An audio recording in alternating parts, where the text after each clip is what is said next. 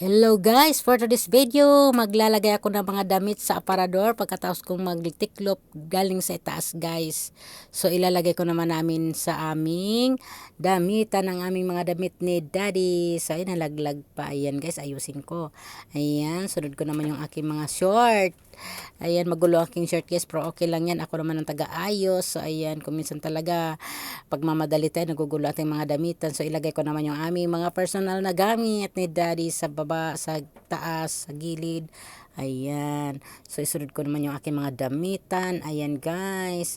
So yun, isunod ko naman yung aking mga shorts. Ayan guys, pagkatapos sarado ko yung mga cabinet. So sunod ko naman tong kortina guys. Ayan.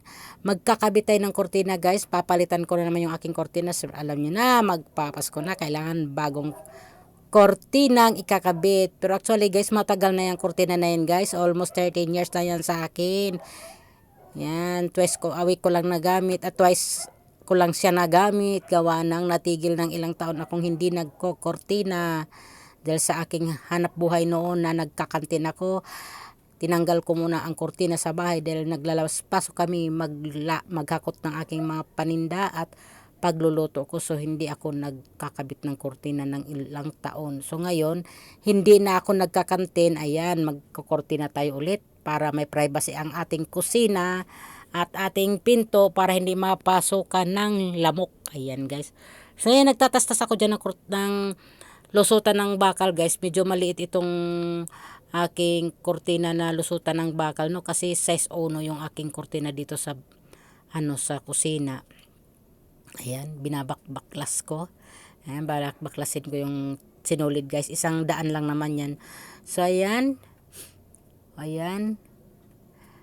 Pero hindi ko napansin guys, mayroon palang dalawa dyan na mas malapad ang pagkakatahi, kasyang kasya dun sa bakal. Ayan guys, tingnan nyo, oh, diba? Mas malapad siya guys, ayan. So hindi na kailangan baklasin yung dalawa dyan dahil kasyang kasya na doon sa bakal doon. Ayan, ikakabit. So ayan guys, i-try nating ikabit ulit. Ayan, kung kasya talaga siya, papalitan na natin yung labahin na palitan na ayan na. So yun, i-try natin. So ang ganda guys, no, kulay gold siya guys, stripe. Kulay gold. Ayan, shout out sa ate ko na laging nagtatay ng aking mga kortina noon. Ayan. So yun. Ayan, okay na guys. Ayan, try ko lang yan guys kasi ano siya guys, medyo gusot siya, no. Kailangan natin siyang planchahin para bagsak talaga yung kanyang tela guys. So yan, ayan, oh, di ba guys? Oh. Di ba? Oh, gusot-gusot pa siya guys dahil sa pinagtupian, ayan. So ngayon guys, tatanggalin natin siya ulit dahil paplantsahin natin siya guys, paplantsahin natin siya. So yun, titignan ko yung aking anggulo na kinabit nating kortina, kung ano yung dapat talagang paplantsahin dyan. So pansin ko yung gilid, kailangan talagang straight yung pagkaplantsa para hindi siya gusot. So ayan guys, nakita nyo naman, tinanggal ko na, no. Ayan, so paplantsahin na natin siya, manipis yung tela. So kailangan dahan-dahan lang yung apoy para hindi siya masunog, no. So ayan, umpisan ko na yung ating pagpaplantsa. So ayan guys, ayan. Kailangan talaga dahan-dahan lang at ang apoy mahina lang, yung ano ng init ng apoy init ng ng ating plancha. Yan. Control lang dahil manipis yung ating tela ng ating kortina para siyang less na manipis lang talaga siya guys, no. Kulay gold stripe ang kanyang kulay. Ayan. So yun, binibilis-bilisan ko yung ating pagplancha kasi marami pa tayong paplantsahin. Yan, tatlong, yan, 4 na ganyan, kortina. So yun. Ayan. So ngayon guys, tapos na yung ating pagpaplantsa, no.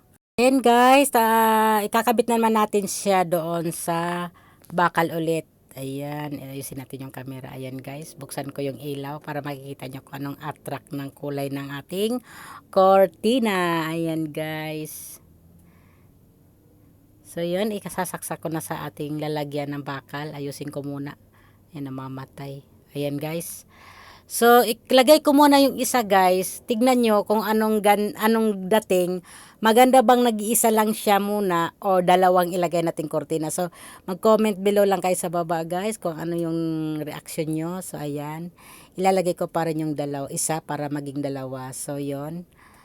Ayan. So, mag-comment lang kayo guys kung anong nababagay. Ayan.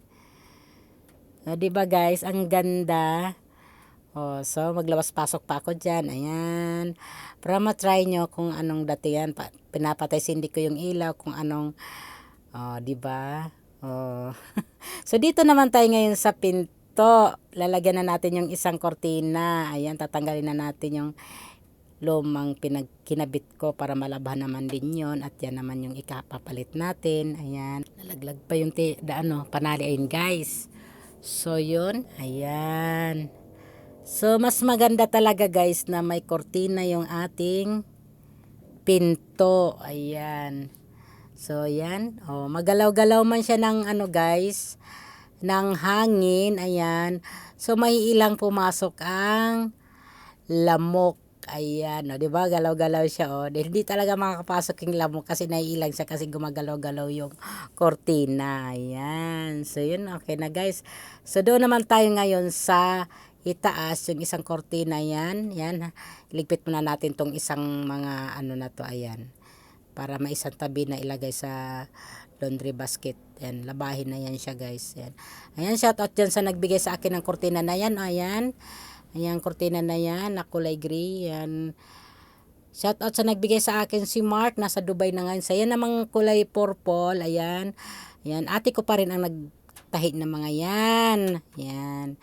Shoutout sa ate ko, Lovely Florista Palis. Ayan po. Ayan po ang kanya mga tahi na mga kortina. Kahit yung mga yung mga cover sa sofa ko, siya po ang nagtatahi. So, yun. Kahit yung dati kong kinabit na kortina kung kulay green, ate ko rin po ang nagtatahi noon. Ayan. O, yun, di ba yung ikakabit natin kortina dito sa itaas para dito sa itaas ng mga bata, sa pinto ng mga bata. So, yon ang lalagay ko yan, pinaplantsa ko. O, diba guys, magka-match din siya ng sopa, kulay ng sopa, no? Hindi magkalayo, golden. Ayan, guys. So, okay lang. Maganda rin. Ayan, dahan-dahan lang ang pagpaplantsa para hindi siya masuot. So, pagkatapos niyan, dito na sa taas na ikakabit natin sa itaas. Ayan. So, ang ganda guys. Napakaganda talaga. Match na match talaga dito para sa taas sa mga bata. Kasi magkakulay din po ang kanilang yung kortina dito sa itaas. Ayan guys. Oh. Tapos na. Oh, 'di ba? Naiplansya nang maayos. Madali lang man siyang plantsahin guys kasi manipis lang siya. At di siya pwedeng tagalin ang plancha sa tela. So, matagal na po yung mga kortina na yan guys. Ngayon ko lang naikabit. Twice ko pa lang siyang magamit. Ayan. So, yan na guys. O, nakabit ko na. Ito na o.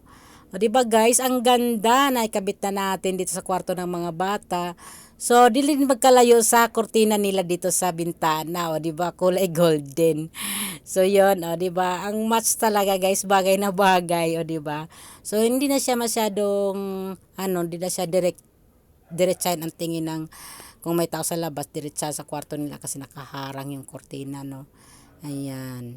And guys, tatapos din ang ating gawa na magkabit ng mga kortina. So, ayan guys, diba nakita nyo match sa kanilang kortina. So, yun lamang guys. Thank you for watching guys. At sinamahan nyo ako sa aking pagkabit ng kortina ng aking sala at sa itaas. Bye-bye!